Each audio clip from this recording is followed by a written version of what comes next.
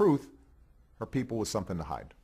Welcome back to True News. I'm Rick Wiles. When it became evident in 2007 that dark, sinister forces were propelling an unknown Illinois politician to run for the presidency of the United States of America, True News began to investigate and expose the unexplainable, mysterious past of Barack Hussein Obama and his close association over many years with known domestic terrorists, dangerous extremists, radicals, and communists. True News has been in the forefront of the battle to penetrate the news media blackout about Obama's true identity, such as the fact that he has operated for decades with another name, Barry Soetoro. Whatever you call this imposter in the White House, Barry Soetoro, Barack Obama, the Mac Daddy, the presidential pimp, the Chicago street hustler, he is a man without a past. People with money and clout have assisted Obama in covering up his earlier years. My guest today is a young family man, a Christian, who recently stumbled upon startling information about Barack Obama. For privacy and security purposes, I will not reveal his name or location. I will simply refer to him as Al. He is a professional debt collector. A client hired him to locate a debtor and collect the money. In the course of tracking down the debtor, he unexpectedly found Michelle Obama's name. As he pursued the connection, the trail got darker and more sinister. Now, for the record, this man, Al, voted for Barack Obama in 2008. He is not a partisan opponent of Barack Obama. He is an American citizen who is outraged that Obama lied to him and the nation about his true identity. Now, this is the first time this information has been broadcast on radio or TV.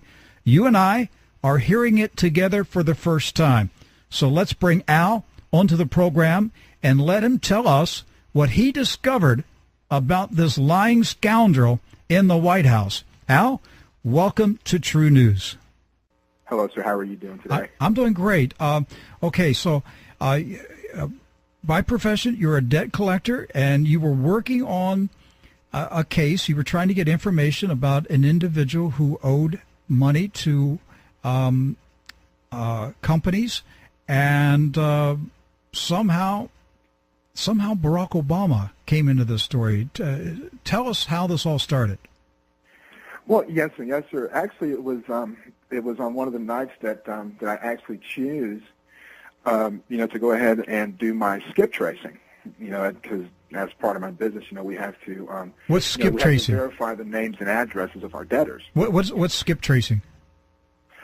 Skip tracing is a means by which we actually ascertain the location, names, addresses, verify Social Security numbers, verify previous addresses, verify friends, relatives, of the individuals that that we're actually skip tracing, for the debt.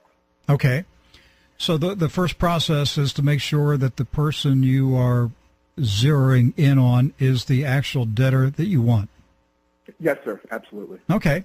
So you were working on another case involving another individual, and did this individual live in Washington or Chicago? What's the connection? Chicago. Chicago. Okay. Yes, sir. All right. Go ahead. Pick up the story. Sure. And so what I was doing was, obviously, when I couldn't find a relative, new phone number or current phone number, for the individual, then you start backtracing, and so you start, through the software, you start hitting the database that has information for their addresses, their phone numbers, their relatives, the associates of the same address, so forth and so on, and then all of their information, is compiled and then it's pulled. We call it, pulling the data. Mm-hmm. And so when I was pulling this data off of Everett Avenue, there in Chicago, lo and behold, Michelle Obama's name pops up. And in the middle of the night, when you're doing these things, you just really don't have time, because you kind of don't want to lose track. So I just kept on going. And now, did Michelle Obama's name come up as a neighbor of this debtor? Yes, sir. Okay. Yes, sir. Yes, sir. Back in the 90s, back in the 1990s. All right. And so anyway, so as I was finished, I clicked back, just out of curiosity, I clicked on her name, and then obviously Barack Obama pulled up, and then his alias pulled up as well, that was attached to his Social Security number. What do you mean his alias? Yes, sir. When individuals apply for anything, or sign a form, sign an application, whenever pretty much they use a name, it's associated with that address and that Social Security number. Mm-hmm. And apparently at one time, as of 2009, actually as of November 2009, the alias Bonnell Harrison J, or Harrison J. Bonnell, was actually used with Barack Obama's Social Security number and his address of 5046 South Greenwood Avenue, Chicago, Illinois, 60615. Harrison J. Burnell? Bonnell, B-O-U-N-E-L. B-O-N? B-O-U-N-E-L. Harrison J. Bonnell. Uh-huh. Or the alias Harrison J. Bonnell. I've never heard this. I thought you were going to say Barry Soetoro. No, sir. No, sir. Actually, I looked up Barry Soetoro, and I couldn't find it. It doesn't exist anymore. Okay, and what's the street address again?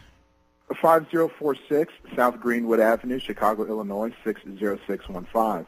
And actually, at the time, I didn't even know what his home address was. So all this to me was like, hitting me, just like a brick wall. I didn't even know. This is new to me. I have never heard the name Harrison J. Bonnell.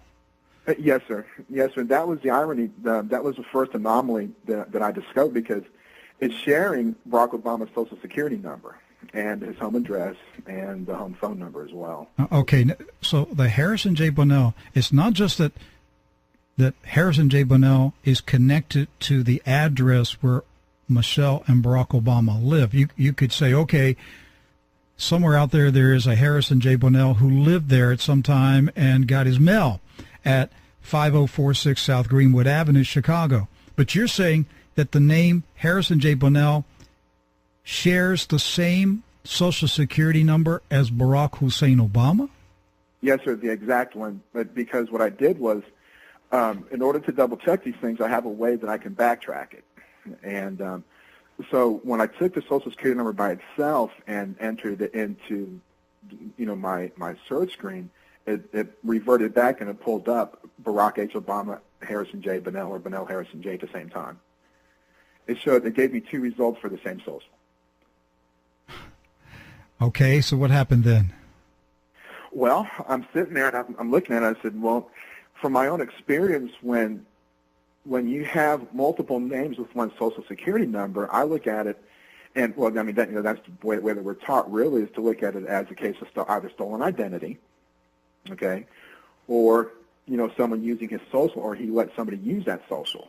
Okay, that's what I was looking at. It's actually, I look at it from the standpoint of proving proving the anomaly, not taking it for granted that it existed. I had to prove it. Okay. And so when I clicked on Bonnell Harrison J's relatives, Michelle Obama pulled up. Oh, boy. Her name pulled up as a relative of Bonnell Harrison J. And it showed up with her social, her spouse's, her cell phone numbers, and the address, 5046 South Greenwood, as of October 2010. So when that happens, that tells me one thing, okay, that whoever this Bonnell Harrison J person is, or Harrison J Bonnell, when they associated themselves with Michelle Obama and the 5046 South Greenwood Avenue address. So I clicked on the home address. I clicked on the 5046 South Greenwood. And when I pulled up that information, it showed me two separate owners of the house, not the Obamas. Okay, so the house that Obama's living in, or was living in, 5046 South Greenwood, it's not owned by the Obamas. Who owns the house? A judge by the name of Jane L. Stewart. She's a circuit court judge in Chicago, and she is also an Obama contributor. And a Mr. Harvey Weinberg, who is a partner in the firm that handles Obama's taxes. How about that? His tax lawyer. Yes. His accountant, actually. His tax accountant owns the house. Yes, sir. Yes, sir. As per my national property search. And it is with the accounting firm of Weinberg, Solomon, Howell, and Shane. Weinberg, Solomon? Weinberg, Solomon, Howell, and Shane. And what was the circuit court judge's name? Jane L. Stewart.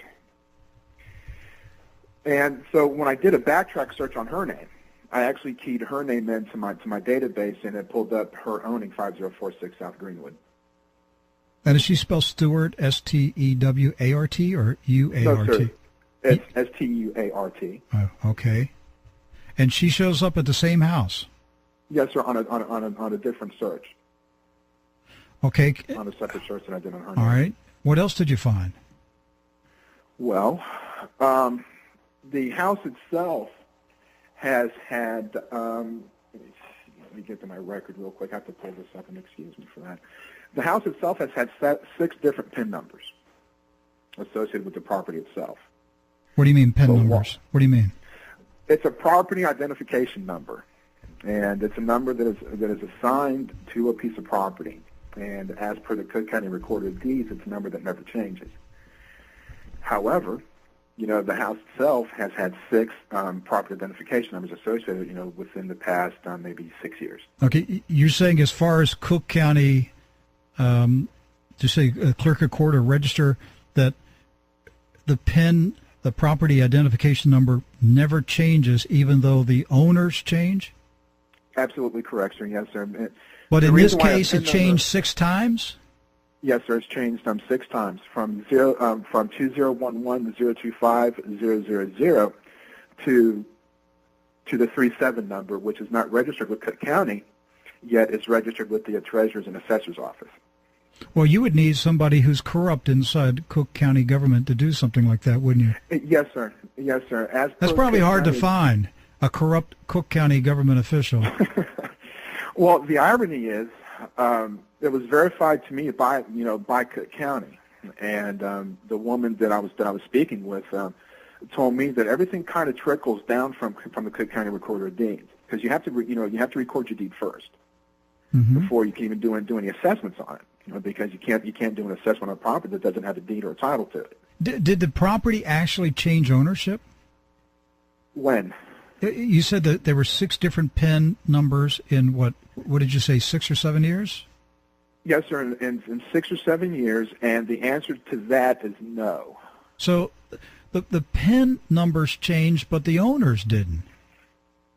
Absolutely no. Is that what you're saying? Absolutely. Well, then that's a deliberate attempt to cover up and confuse any investigators. Yes, sir. What it is called? It's called a multi-layered real estate finance transaction. That's what it's called, and the irony is that William Miscelli, who was obviously was Obama's mentor, and that's one of his specialties as per his law firm. Well, why would they do that? What would they be trying to hide? What they're trying to do, remember now, what happened was they created a trust. Okay, well, really the trust already exists. It's the Northern Trust Company, trust number 10209. Okay, and in 2005, let me get to that point where this happened. In 2005, a loan was acquired from Fannie Mae and Freddie Mac for $1.32 million. Okay, And it was acquired by the Northern Trust Company for the Northern Trust Company, trust number 10209, for property PIN number 2011115-034, because PIN number 20115-026, when they, in April of 2005, they did a release for $0 to PIN number 034. And this was done by the previous owner, Frederick Wandesberg, and he did it to create PIN number 034. And this PIN number lasted for 8 months, okay, from April of 2005 to December of 2005. It lasted for only 8 months. During this period of time is when the crime actually took place, okay, because the Frederick Wandesberg sold the house to Northern Trust Company, trust number 10209.